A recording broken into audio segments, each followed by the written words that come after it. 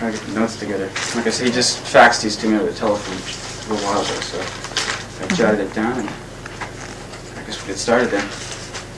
I wanted to know, first of all, if you had anticipated the reception you've been giving with Luca and Solitude Standing. Had I anticipated it? Not exactly, although I remember hearing sort of rumblings about Luca was going to be really big and this sort of thing from A&M, even like 3 years ago when I first wrote it. And I remember thinking, oh yeah, sure. Because I think if any of my songs I had a chance to make it really big, I would have thought Left of Center would have. But I certainly was not expecting Luca to. Why is that? Well, because of the subject matter, partly some of it. It's not an obvious song. It's not. Some people think of it as catchy, but I don't think I thought of it. I didn't write it to be catchy. I wrote it the way I thought was most appropriate for the song. So I was a little. I know it's just very unusual, say, for the American radio to pick up on a song like that. And most people would say it's too controversial. It's too down. Down. It don't have anything more upbeat or. And even so, I get odd questions or, people telling me that they think it's a rather negative song. This is like live on television. Someone says, that's rather negative. Don't you have anything that's more positive? And whereas actually I do think that it is a kind of a positive song, although not in the way that most songs, they think of most songs being sort of happy and upbeat. It's been surprising. I'm really pleased with some of it, and the other part of it makes me feel somewhat uncomfortable because it's a much higher profile and people are more likely to expect more and be more critical. So that's something. Lately I've been threatening to write, completely and totally obscure songs for the next album, that go on for half an hour each. So I have no chance of having another top 10 hit. Of course, my managers are thrilled to hear about that. They're the problems. If you were to write obscure material, what would you write about, though? I find that I would write about, like, paintings. Lately, I've been looking at, reading a lot of art books, and because I find that I've had to learn to see things in a different way, partly to see myself in a certain way, because I was always self-conscious as a kid, but I never had any clue as to what I actually looked like. And suddenly, in the last couple of years, I've probably seen more pictures of myself than I've ever seen in my whole life. And so I find that I'm looking at things in a more visual way. And so this kind of leads me to look at art in a different way, look at paintings, so lately I've had this kind of weird tendency to want to write songs about paintings, which I think is a little weird. I'm not sure if I'd... How would you write about a painting, though? Well, there's this painting by Francis Bacon called I think it's called The Screaming Pope or something. He has like 10 or 20 of these paintings and actually, if you want to get really weird, that's a painting about a painting. That's a painting of a Pope in the 16th century, and he changed it, and he took this Pope and he put this guy in a cube, and suddenly he changed the angle so that the Pope is turning towards us, but not only is he just turning towards us, but his mouth is wide open in this sort of scream, and it's really startling and very unnerving to look at these. There's like a series of them. So I was looking at this painting of this Pope with his mouth open, and I was thinking, well, what if he were singing a song? What kind of song would he sing? And I thought, boy, that's really weird.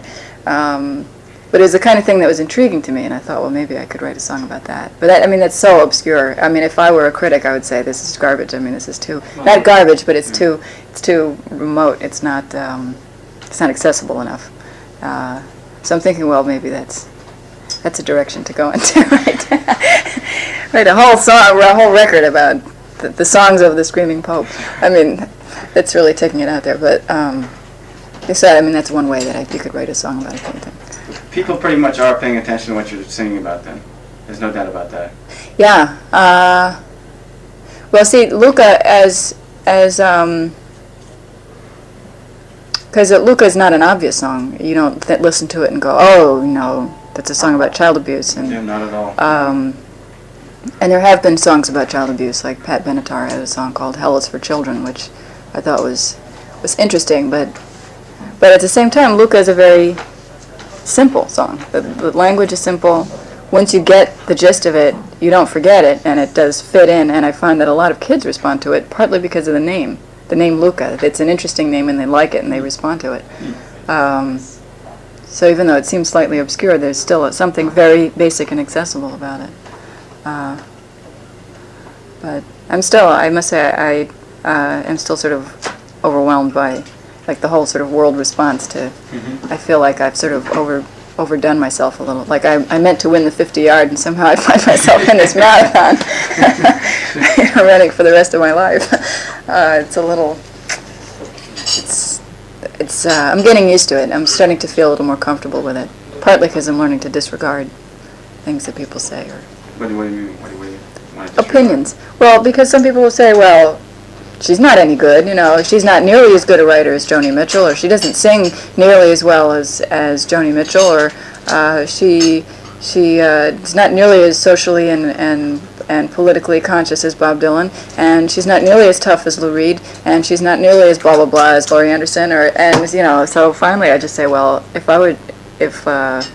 they hadn't had all these expectations, everyone would just say, yeah, that's a really good song.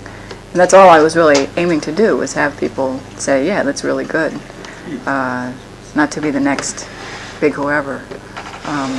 So I find a lot of people are criticizing me for grounds that I'm not really interested in being anyway. I find that somewhat unfair, but lately I just find, well, if I can have a sense of humor about it and not get too revved up about it, not get overly defensive, or just say, well, this is the way I am. I mean, if you don't like it, you should please go listen to something else that you enjoy more, I had right on the tip of my tongue I was going to ask you. You said in an interview before that you had trouble with like radio interviewers because, first of all, they didn't know who you were, and then when they started asking about your music, you say, well, there's a song about child abuse, and there's a song about solitude, there's a song about death, and they would kind of say, oh, how nice, and that would sort of be the end of it. But now, I mean, people sort of know they're dealing with a person with obviously very serious attitudes, sings about serious things, so haven't you sort of been saved at the same time, where you've been spared a lot of the misunderstandings you have been suffering from before?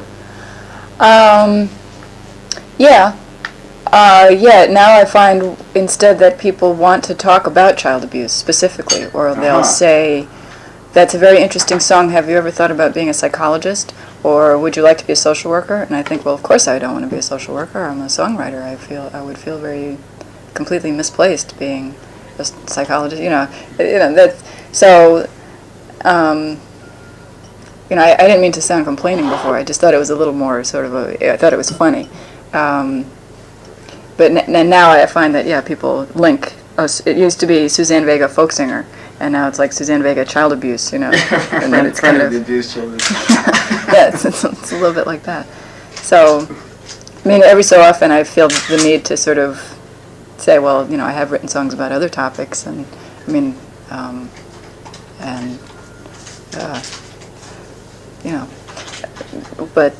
guess I've been spared that, as you said. Have people been urging you to kind of take up a cause here, like the Suzanne Vega Save the Children Fund or something, to donate part of the proceeds from the song to that?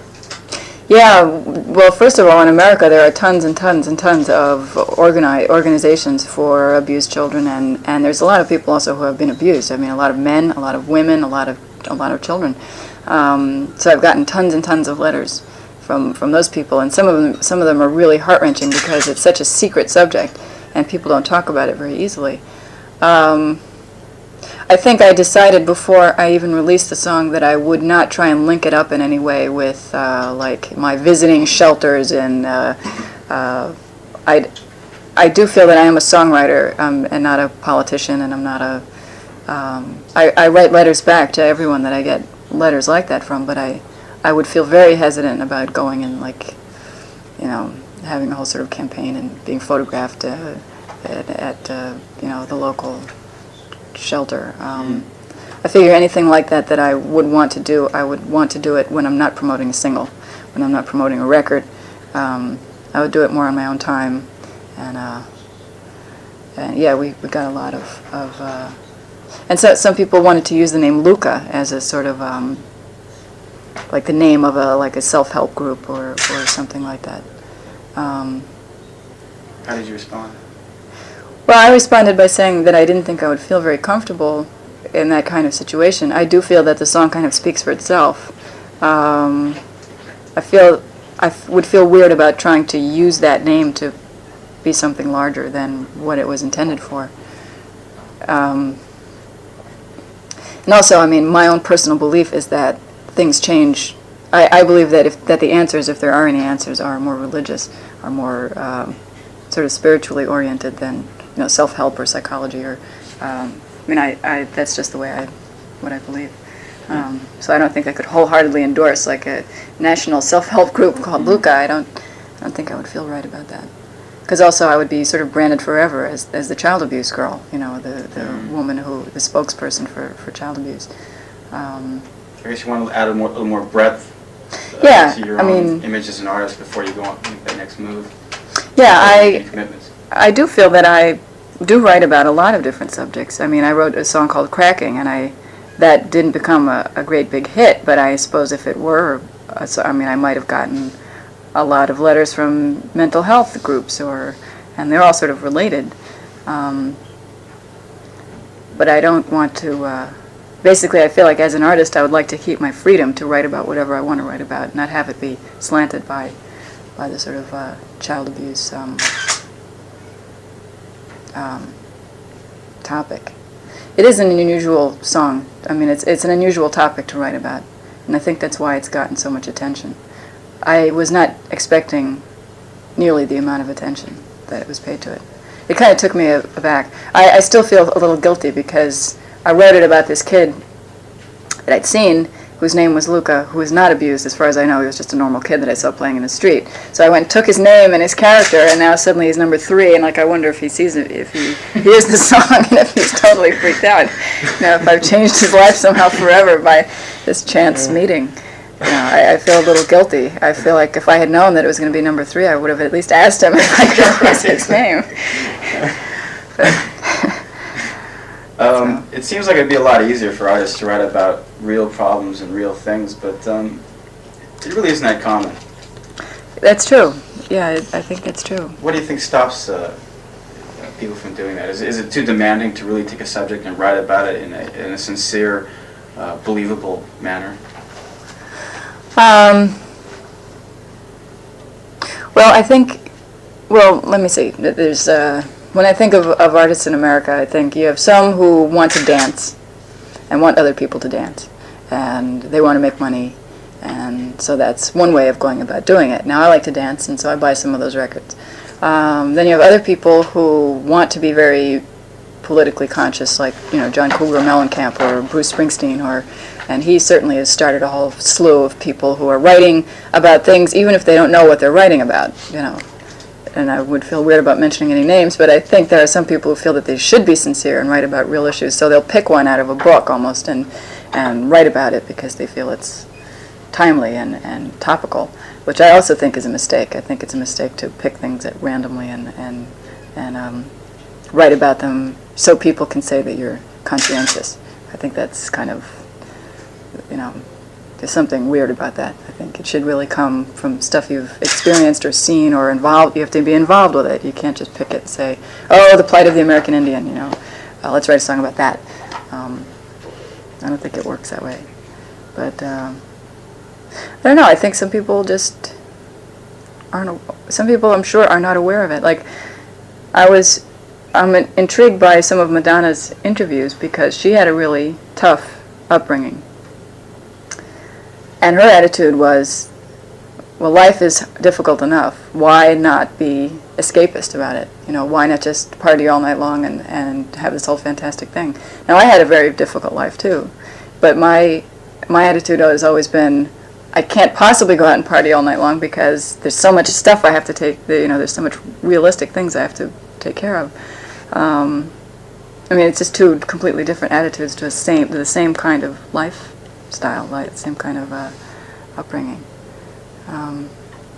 She's an intriguing person. I was struck by that. It kind of touched me in a way that she would choose that way of dealing with it. There's actually a question in here on that.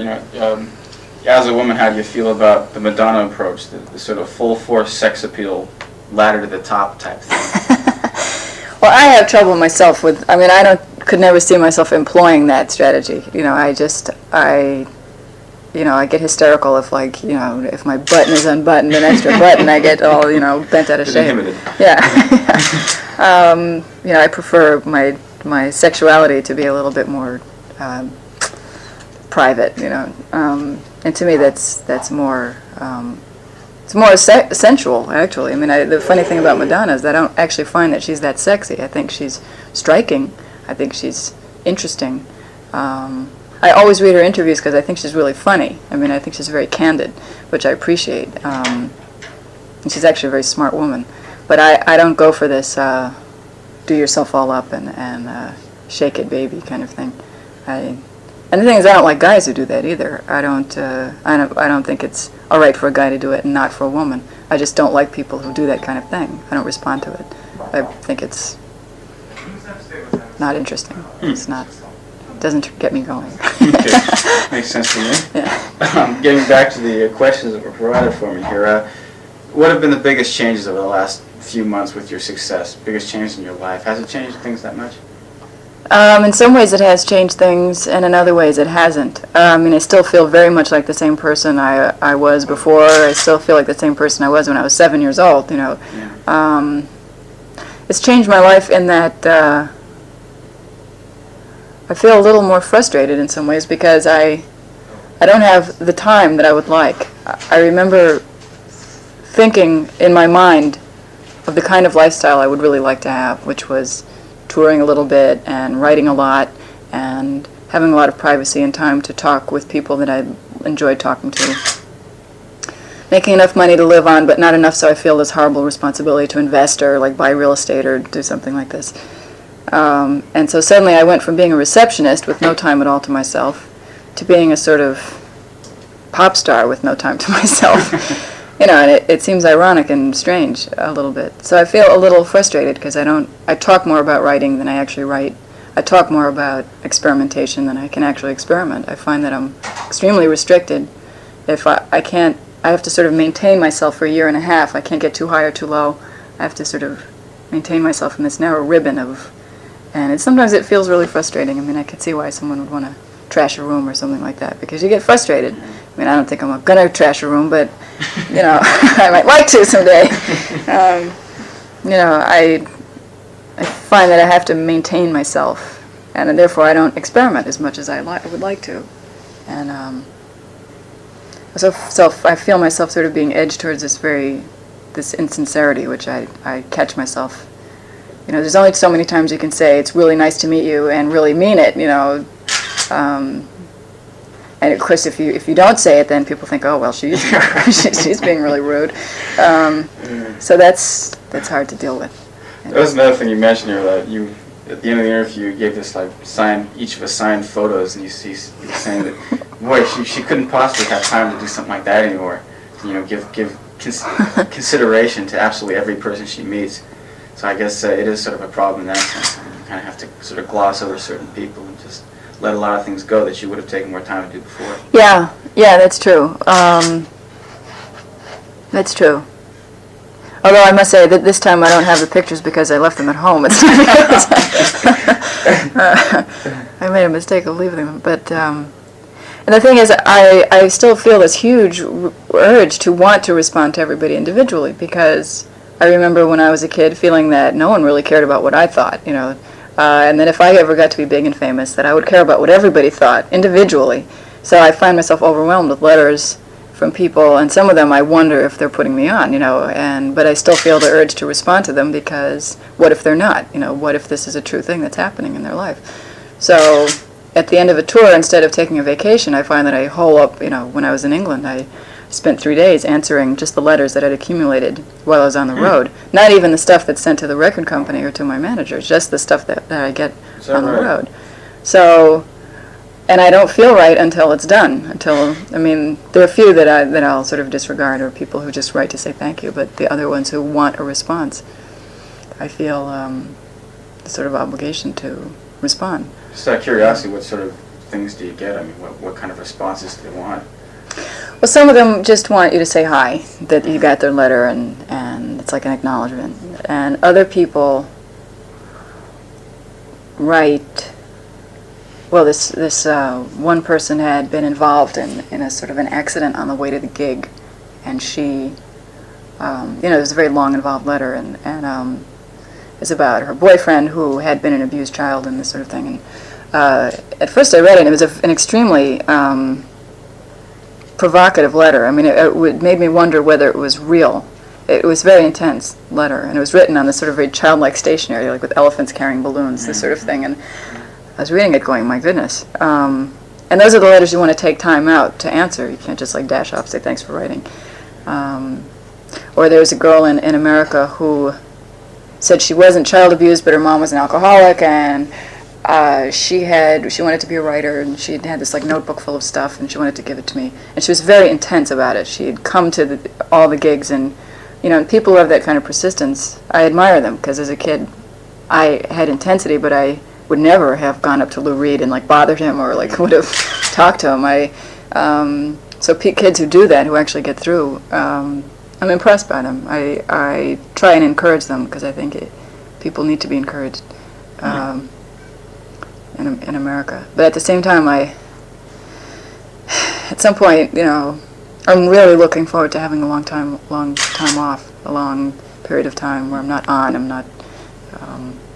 I miss sort of just puttering around, looking out the window and doodling in my notebook, and that sort of childlike feeling that you have when you have nothing to do and you daydream. I miss daydreaming. I miss imagining things, and But so I mean, hopefully next year I'll have some time off to do that. But you're kind of being looked at as sort of a new beacon of sensitivity, and people are approaching you as such. I guess so, or at least of sincerity. I mean, I think I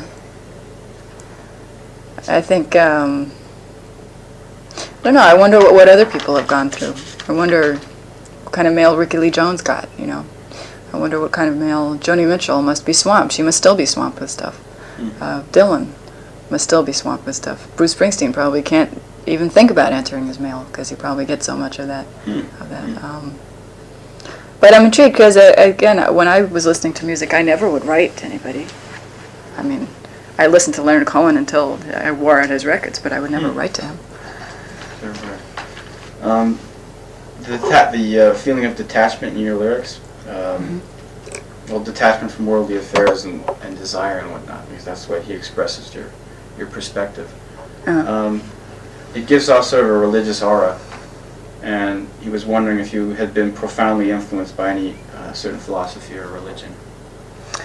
Yeah, I have been, although I think that the detachment probably comes from earlier things. I guess when I was 16, I started practicing Buddhism, which actually, this particular sect of Buddhism that I practice, doesn't teach the sort of nihilistic, doesn't teach the sort of separation from desire. Yeah. Instead, you chant for you channel your desires. Pietic, I think it's called. Pietic Buddhism. I think so. Yeah, you chant for... It's also a form of faith as well.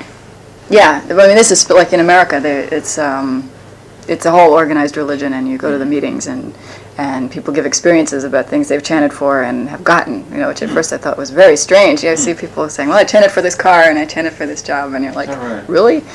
But, yeah, so you learn to channel your desires. But I think the detachment comes from, as a child, having been sort of, I think I was very fatalistic and very sort of cynical. I remember being sort of 12 years old and deciding that there was no point in wanting anything, because then if you didn't get it, you wouldn't be disappointed. I mean, it was a very deliberate, conscious thing. It was like a choice I made at one point, not to want anything too much. Which, of course, if you do something like that, it sends you flipping over the edge into like craving all kinds of things, like food, which I had a lot of trouble with when I was an adolescent. I would eat until I couldn't eat anymore. So I've tried to, through chanting it becomes a little more stabilized. It's not bad to want things, but you learn what makes you happy, and you learn what creates value in your life. Yeah, I think the detachment just came from being disappointed as a kid. Just being feeling like there was no point in that. I was always feeling surprised by life in general, and it sort of So it's probably where it came from more. This is one of the sticky ones I was telling you about. Do you feel more satisfied? Well, how should I put this? Are you more satisfied at being a woman most of the time, or are you more vexed by the fact that you're a woman? How does it figure out? Which are you? Are you more happy with being a woman, or are you more vexed by being a woman? More vexed by. That's a really good question. I feel split right down the middle. When I was a kid, I was extremely irritated at being a woman. It was a real pain as far as I was concerned, and I think I did everything I could to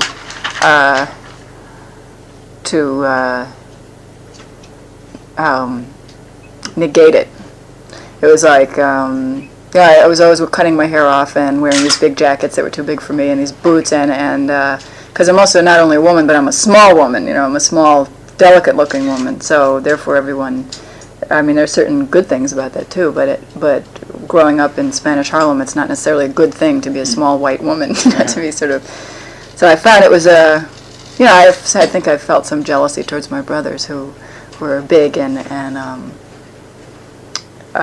one thing I think is unfair is that as a songwriter, I was impressed by the way Dylan could write and say I, and everyone assumed that he meant all of us.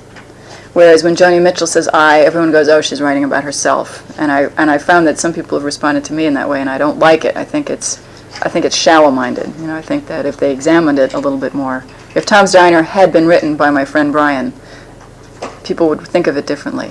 But and actually I was writing it through his point of view.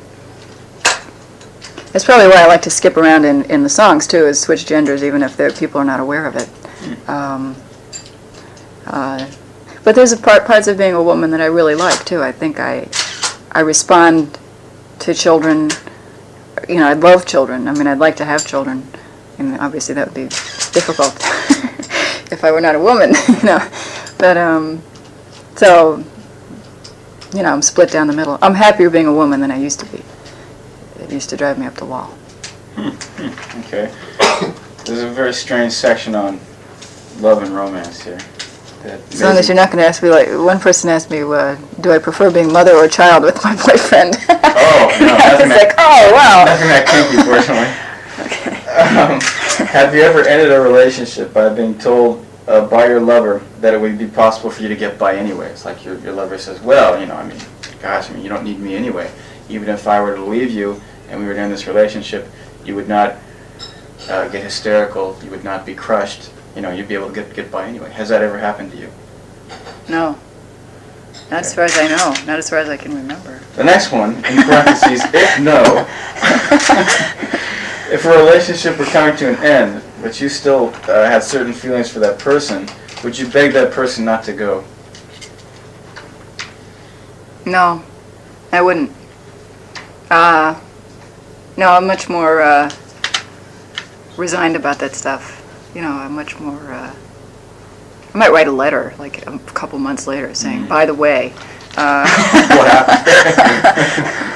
I still think of you once in a while, don't come like running back, but, I think I'm much more, I don't know what the word is,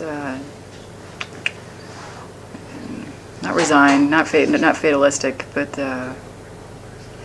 there's some part of me that refuses to crawl and whimper no matter what, There's some part of me that I'll die alone, I would rather die alone, to some degree I think it's a facade, but... Integrity, pride. Yeah, there's some part of me that says, no way in hell am I going to come crawling on my knees for anything, including you, or, You get the message. One last question. The difference between performing alone and performing with a band.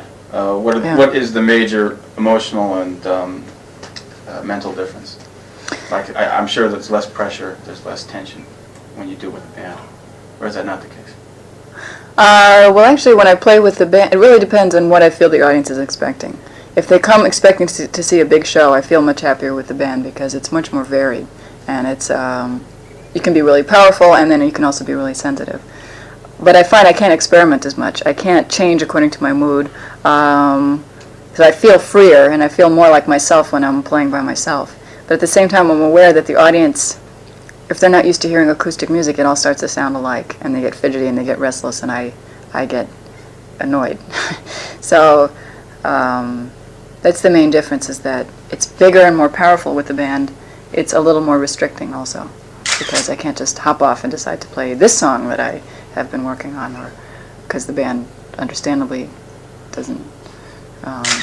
There are some people who can pull that off, like Lou Reed, for example, can do whatever he wants with his band, but I find I don't work that way. So. Okay, I guess we're going to need 5 minutes or so for photos. Okay. And that'll do it. Okay. Don't want to take any more of your time. You got a concert here, right?